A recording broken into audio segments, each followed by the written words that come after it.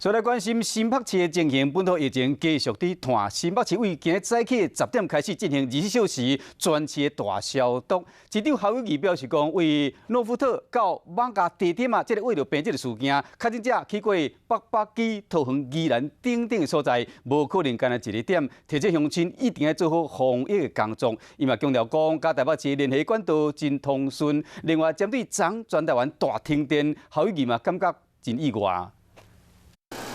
阿兵哥穿防护衫，伫咧三点埔做消毒，因为本土疫情变严重。新北市总动员为今仔日下午10点开始举办专区24点钟摒扫消毒。市长侯友宜爱市民同齐做为动作。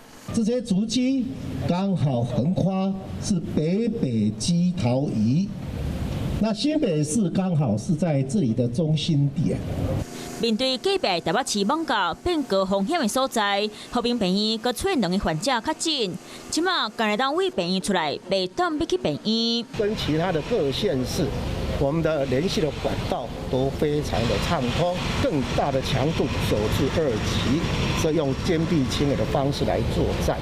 至于到3级，甚至到4级，4级等于是区域的封锁的整个状况，我们也都要做好准备。除了指挥新北市防疫，侯友宜对昨全台湾发生大停电，嘛讲出伊看法。非常的讶异，怎么会大停电？当然，台电有它的原因，停电这个事非同小可。我希望政府一定要重视。